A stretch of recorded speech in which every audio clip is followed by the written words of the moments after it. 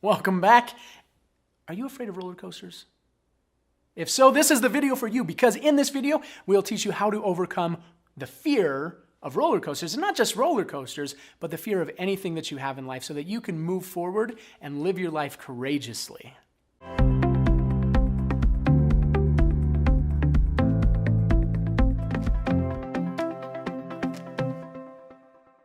So, you're afraid of roller coasters? Amusement parks. People go to amusement parks to have fun. And having a fear of roller coasters has got to be terrible, right? How many of you have experienced that before, where you go and it's like, that looks fun. People seem to have a lot of fun, but nope, not for me. I'll sit and watch. How many have you ever done that in your life, where you have watched someone do something that you want to do, but you don't do because you are too afraid of what other people will think about you? Or what if you get hurt, right? That's a big fear. I had a Japanese exchange student that lived with us when I was growing up. And we went to an amusement park in Utah. It's called Lagoon. And there's a roller coaster there that has 2 loops.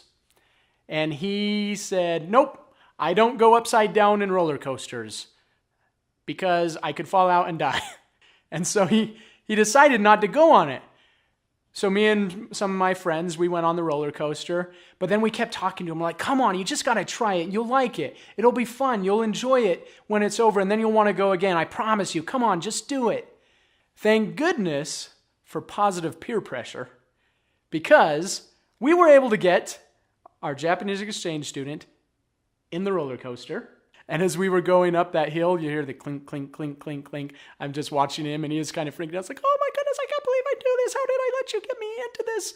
And he's terrified as we're going up the hill, up, and I'm just watching him. I'm enjoying the whole thing because I love roller coasters. I knew he was going to have fun with it, but watching the fear on his face, for me, was fascinating.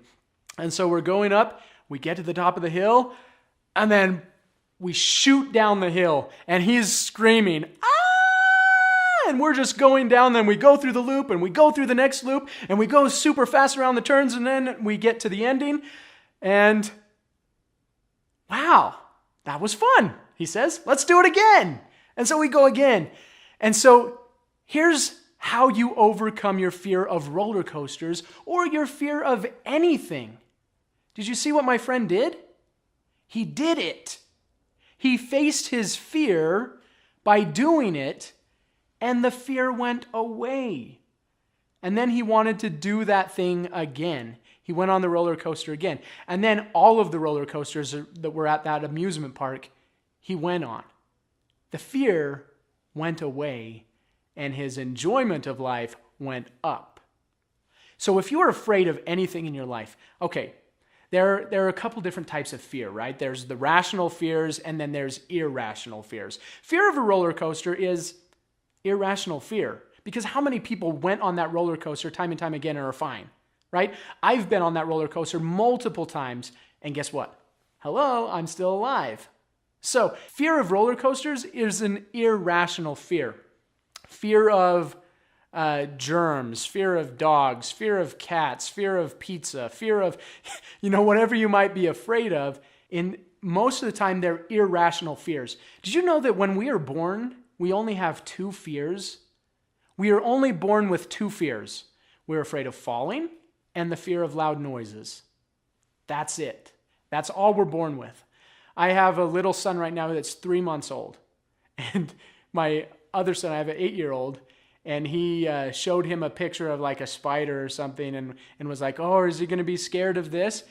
And the little infant just looks at the picture of the spider and is like, doesn't faze him. It doesn't scare him. The infant at that time, he doesn't know to be afraid of spiders. So he's not. He's not afraid of spiders. And I'm sure you've watched other children do this as well, that they just live their life. They'll go up and touch that dog, or they want to go touch that. They're walking around with a knife, and they're doing all these things without fear. They're not afraid. The only things we're born with Fear-wise is we're afraid of falling and the fear of loud noises. That's it. With my infant, you make a loud noise like a book drops to the ground or something, you'll see him startle. Other than that, he doesn't really have any fears. And that's how we were all born. So any fear that you have in your life right now was learned. You get that? You learned to be afraid of dogs. You learned to be afraid of roller coasters. You learned to be afraid of your mother-in-law or your father-in-law or your brother or your sister or whoever it might be. Those are learned fears. They don't just come naturally. And so there's a thought that you had about roller coasters that scared you. Maybe you watched something on the news and the news said, oh my goodness, we had a roller coaster break down today and 5 people died in wherever city that was. Okay, so there was an experience that happened. Now think about it. How many people actually rode on a roller coaster that day that didn't die? There was a lot more people that rode the roller coasters all over the world on that particular day and lived. And what? There was one accident and a few people died. More people die every year in car crashes than on roller coasters. Just saying.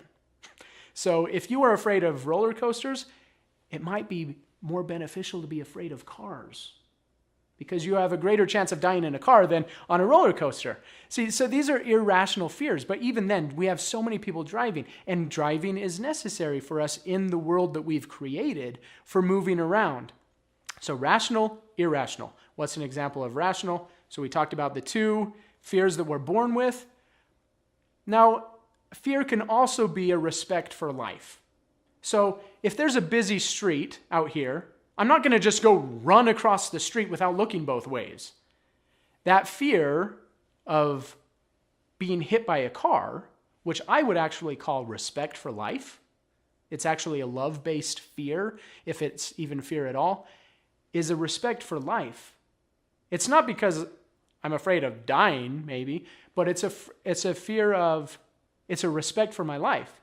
So when I go to the street, I'm going to look to the left, I'm going to look to the right, make sure there's no cars, and then I'll cross the street.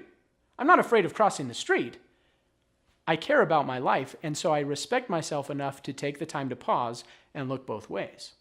So that idea is more of a rational or respectful fear of having. If there's a grizzly bear that's chasing you through the forest and wants to eat you, okay, that fear is a rational fear. Again, because you respect life and you want to live. You don't want to be the bear's dinner. So that fear is rational in that moment, okay? But now, if 2 years later, you're not going into the forest because there might be a bear that will eat you, that has now become an irrational fear that isn't serving you. So there are moments and times there's the flight, fight, or freeze response, and in the moment it's necessary to help us in that moment. But if we carry that fear with us, it becomes irrational. So irrational, rational fears. For you with the roller coasters, that news broadcast, that was an experience with some people. You weren't even there, and yet you allowed yourself to get traumatized by that experience. Doesn't have to be that way. So those of you that have fears, you with your fear of roller coasters, you with your fear of teddy bears, you with your fear of cats, whatever it is, I invite you to face that fear. One of the biggest fears we have in this life is public speaking, actually getting out and speaking in front of people. Now, is that irrational or irrational fear? It's irrational.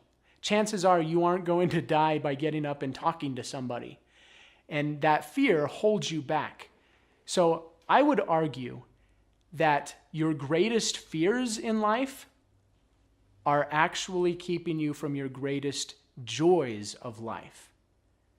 Your greatest fears are keeping you from your greatest joys. One of the experiences that I have in my life where I feel the most alive and I feel the most excitement and joy and I feel truly alive is when I stand up in front of a live audience and get to give a speech to 200 people. I feel alive. And yet one of the things that terrifies me the most is getting in front of people and being seen. So long in my life, I have avoided that because I was so afraid of what people would think about me. I loved acting, so I would get on stage and act a different character because I was comfortable being someone else, but I wasn't comfortable being myself. I was terrified of what people would think about me. So I didn't get up. I didn't run for some of those offices that I could have ran for because I would have to get in front of people and talk about why I wanted to run for the office. I didn't do so many things throughout a period of my life because I was afraid of what people would think. But then as soon as I got out and I started doing it, when I finished that presentation, when I get off the stage, wow, the joy that I feel is incredible. I go home and I talk to my wife and I just say, wow, I feel so amazing right now. I feel so alive. And it's doing the thing that I fear that brings that. Where my worst fear is where I find my greatest joy.